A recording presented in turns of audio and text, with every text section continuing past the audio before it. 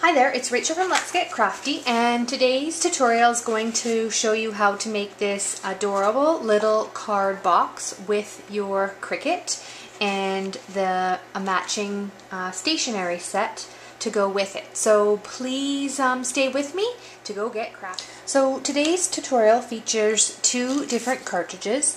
The first cartridge I'm going to use is the Tags, Bags, Boxes and More cartridge, and the box is going to be found on page 129.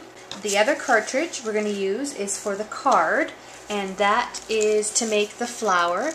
So the flower is found on page 66, and it is the button feature. Okay, so the machine is just finished cutting. I'm going to press unload paper and it's going to come out, and we'll just peel it off, and you can see here's the template for our crayon box. So I'm going to take you back to my desk and I'll show you how to assemble it to put it together.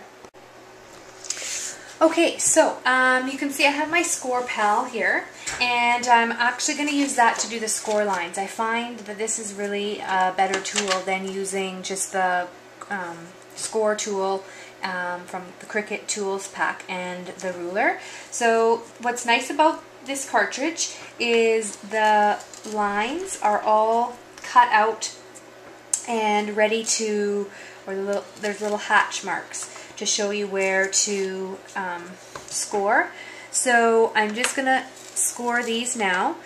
You don't want to press too hard with this pattern paper because you don't want to have it crease.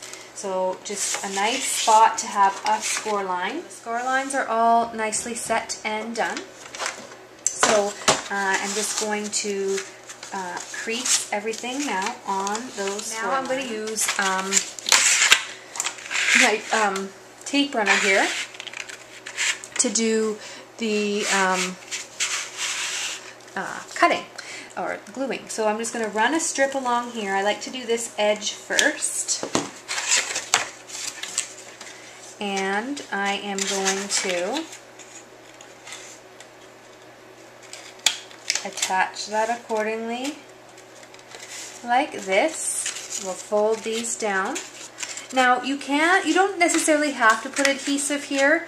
It does fit in nicely, but I like to make sure that it's good and sturdy and is not going to fall apart. So I'm going to put my tape runner along here, and when I chuck it in, I'm making sure just to hold the box away because this is a permanent hold. I don't want it to stick until I'm ready for it to stick down. And there you have your box. Now you can see that the A2 size envelopes that I have in here fit nicely, and a set of 4 cards. Okay, so you can see I've gone ahead here and I have made the card here. It's just a standard A2 size card, and I've gone ahead and embossed this with butterflies, because as you saw with the box had all these pretty butterflies and everything on it. What I'm going to go ahead and do is corner round the edges. Okay, and then to make sure that there's a tie-in between the cards and the box, with your leftover paper from the box, you can cut strips to turn that into edge. So what I'm going to do is use my Martha Stewart border punch here and punch it out. Okay, so what you can see, what I've gone ahead and done is just hole punched enough that I need for cutting and assembling on. So what I'm using here is my glue runner, tape runner,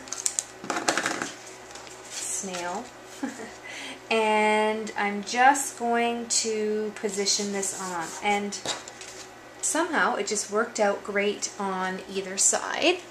So I'm going to take my scissors and cut that up like so.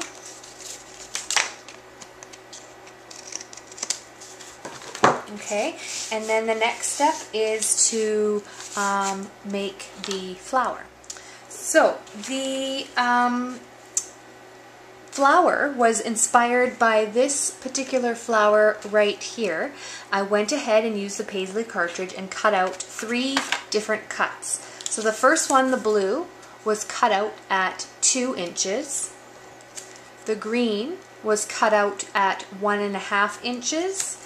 And the orange color was cut out at 1 inch. I did use Design Studio for that, so that if you do have that, you're really easy to use your baby bug. And you can see I used Swiss dots on the centerpiece. So all I did was used my Scotch glue adhesive and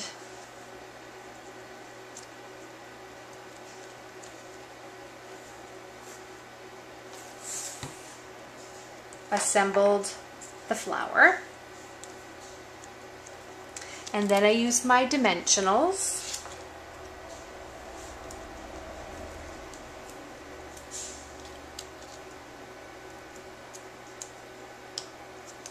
to put on to the card. So as you can see now, I have my 4 cards. And the last feature that you can see that I did just to give the flowers a little more depth was some doodle dots all around the outside. And I'm just using a Sharpie white marker to do that with.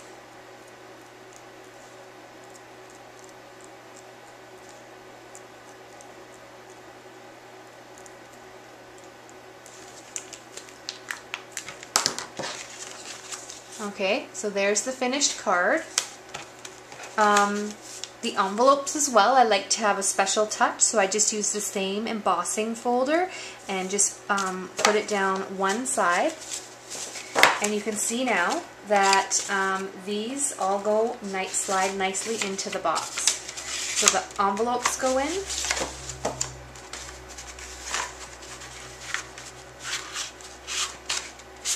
And the cards go in. And you have a nice finished product. Now, depending on the type of paper that you use, sometimes this doesn't close as nice or stay shut. So what you could do is just make a little belly band and put that around there. But I'm just quite content with how this looks. Sometimes less is more. However, again, if you wanted to personalize it, you could do a little scallop here or the same flower, put it down at the corner. The person's initials that you're giving it to. There's so many possibilities. It's just up to you and your imagination. So thank you so much for joining me for today's project. I hope you enjoyed this creation, and go get crafty. See you next time. Bye-bye.